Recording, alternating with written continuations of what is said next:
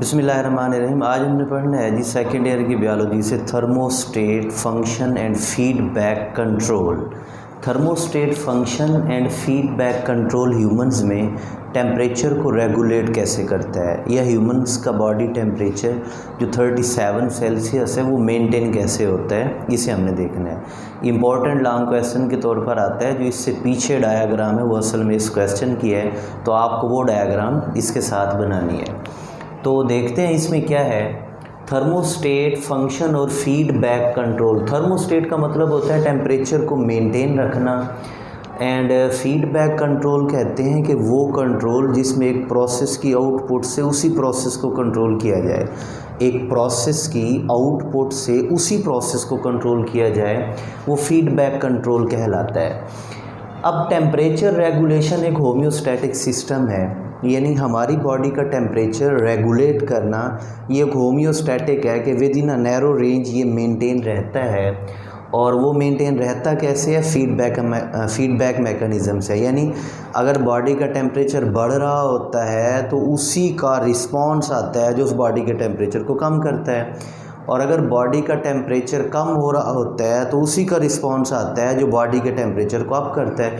यानी इसका एक मतलब यह है कि थर्मोस्टेट ये नेगेटिव फीडबैक मैकेनिज़्म के तौर पर एक्ट करता है कि अगर बॉडी का टेम्परेचर बढ़ रहा है तो वो उसको कम करेगा, और अगर बॉडी का टेम्परेचर कम हो रहा है तो उसको बढ़ाएगा या इंक्रीज़ करेगा।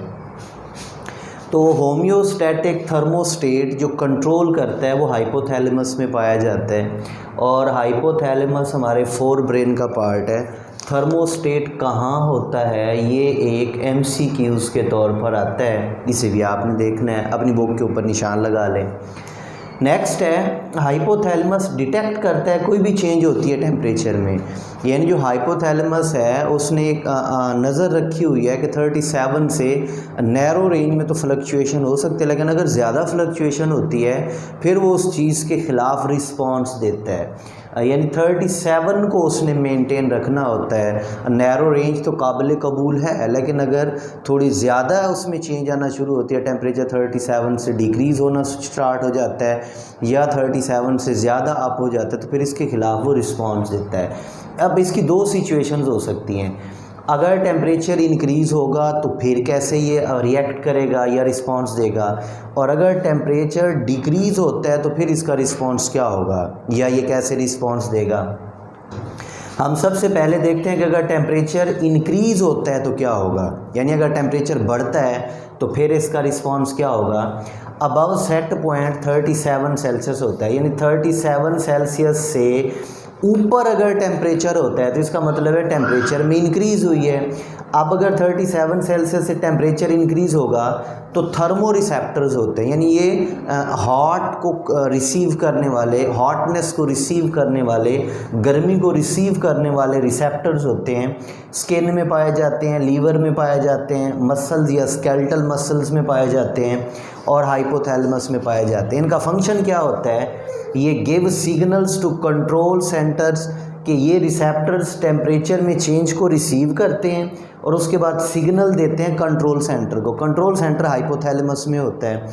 अब कंट्रोल सेंटर एक्टिवेट कर देता है कूलिंग सिस्टम को कि बॉडी का टेम्परेचर बढ़ रहा है, यानी बढ़ते हुए टेम्परेचर की वजह से टेम्परेचर डाउन होगा, तो ये नेगेटिव फीडबैक मैकेनिज्म हुआ ना।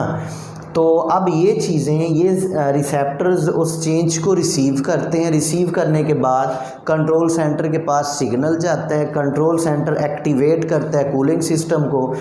कूलिंग सिस्टम क्या होगा, यानी अब जो बॉडी का टेम्परेचर बढ़ रहा है उसको कम किया कैसे किया जाएगा। दो ही तरीके हैं, एक तो सुपरफिशियली ब्लड की सप्लाई इन्हांस की जाएगी, यानी वैसोडाइलेशन होगी ताकि हीट को डेसिपेट किया जाए आउटर इन्वायरमेंट में। दूसरे नंबर पर स्वेट ग्लैंड्स को एक्टिवेट कर देंगे, ब्लड फ्लो टू स्किन होगा और एक्टिवेशन ऑफ स्वेट ग्लैंड्स होगी। ये दोनों तरीके हीट को रिड्यूस करते हैं, हीट को लॉस करते हैं आउटर इन्वायरमेंट में, बॉडी का टेम्परेचर नॉर्मलाइज हो जाएगा। ये एक सिचुएशन पूरी होगी कि टेम्परेचर इंक्रीज़ होता है तो क्या होगा। आपने इसको बाकायदा तौर पर हेडिंग बना के लिखना है। नेक्स्ट है इफ़ टेम्परेचर डिक्रीज़। अब अगर टेम्परेचर डिक्रीज़ होता है तो उससे क्या होगा। अगर टेम्परेचर डिक्रीज़ होता है तो इसी तरह जिस तरह थर्मो रिसेप्टर्स से इस तरह कूल्ड रिसेप्टर्स भी हमारी बॉडी में होते हैं, वो कॉर्निया में, आइज़ के कॉर्निया में होते हैं, और फेशियल स्किन मतलब हमारे फेस की स्किन में होते हैं, टंग में, ज़बान में होते हैं, ब्लैडर में होते हैं, लीवर में भी ये पाए जाते हैं। तो ये रिसीव करेंगे, रिसीव करने के बाद कूल्ड रिसेप्टर्स जिन्होंने रिसीव किया वो हाइपोथैलेमस के पास जाएंगे, यानी अब उनका सिग्नल हाइपोथैलेमस के पास जाएगा क्योंकि कंट्रोल सेंटर हाइपोथैलेमस है। हाइपोथैलेमस ने क्या करना है, अब वो ऐसा सिस्टम एक्टिवेट करेगा कि बॉडी का टेम्परेचर जो डिक्रीज़ हो रहा है वो ना हो, यानी हीट लॉस ना हो और हीट प्रोड्यूस हो, दो काम करेगा। यानी हीट लॉस को इनहिबिट करेगा और हीट प्रोडक्शन को प्रोमोट करेगा, इन्हांस करेगा, एक्टिवेट करेगा हीट प्रोडक्शन को, इनहिबिट करेगा हीट लॉस को। अब इन दोनों के बारे में फिर आपने लिखना है। इनहिबिट हीट लॉस के, हीट लॉस को रोकता कैसे है, ये constriction of superficial blood vessels के, जो सुपरफिशियल ब्लड वेसल्स हैं उनको कंस्ट्रिक्ट कर देगा। वो हुई थी vasodilation, blood flow to skin, ये वेजोडाइलेशन हुई थी। अब ये वेजो कंस्ट्रिक्शन होगी, ब्लड वेसल्स कंस्ट्रिक्ट हो जाएंगी, यानी हीट लॉस रुक जाएगा। और एक्टिवेट हीट प्रोडक्शन कैसे होगी, शीवरिंग और नॉन शीवरिंग दोनों तरह की थर्मोजेनेसिस के ज़रिए, ब्लड की थर्मोजेनेसिस के ज़रिए हीट को प्रोड्यूस किया जाएगा। ये दोनों सिस्टम एक्टिवेट होंगे। देखें, कोशिश करें, अब एक बात है, उससे अगली बात निकली है, उससे फिर अगली बात निकली है, उससे आगे दोनों बातें, फिर उन दोनों के मैकेनिज़्म है।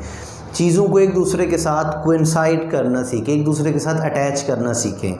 जितनी आप उन चीज़ों को एक सीक्वेंस के साथ देखेंगे वो आपको ज़्यादा देर तक याद रह सकती हैं। तो इसको आपने ऐसे करना है।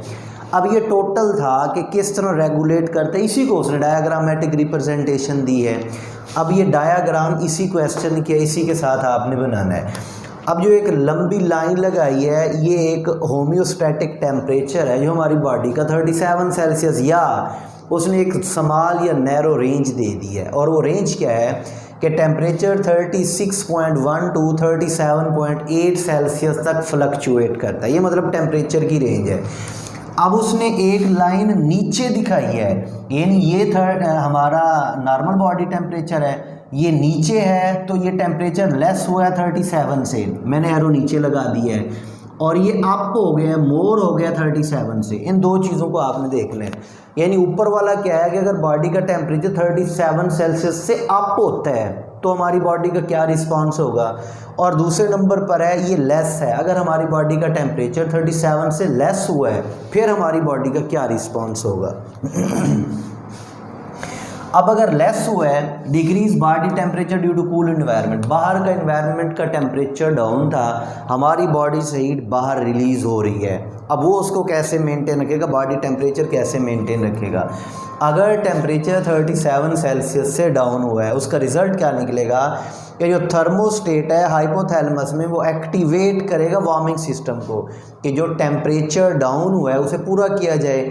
अब वार्मिंग सिस्टम यानी जो टेम्परेचर अप करेगा वो क्या करेगा, वो दो काम करता है, एक तो वैजो कंस्ट्रिक्शन का बायस बनेगा, दूसरे नंबर पर शीवरिंग थर्मोजेनेसिस। ये शीवरिंग थर्मोजेनेसिस है, स्केलेटल मसल्स को एक्टिवेट करेगा और वैजो कंस्ट्रिक्शन का बायस बनेगा। ये दोनों चीज़ें मिलकर बॉडी टेम्परेचर को इंक्रीज़ कर देंगी और ये नॉर्मलाइज हो जाएगा, यानी जितना नॉर्मल बॉडी का टेम्परेचर होता है उतना हो जाएगा। अब दूसरी बात इसकी ये है कि अगर ये टेम्परेचर 37 से अप होता है फिर क्या होगा, अगर 37 से अप होता है तो थर्मोस्टेट इन हाइपोथैलेमस अप हो रहा है तो कूलिंग सिस्टम को एक्टिवेट करेंगे। कूलिंग सिस्टम क्या है, वो दो तरह के हैं, वेजोडाइलेशन का प्रोसेस होगा, यानी ब्लड वेसल्स कंस्ट्रिक्ट वो हो जाएंगी, डायलेट हो जाएंगी, डायलेट होंगी, फैलेंगी, ब्लड सप्लाई सुपरफिशियल होगी, एक्स्ट्रा हीट को रिलीज़ किया जाएगा।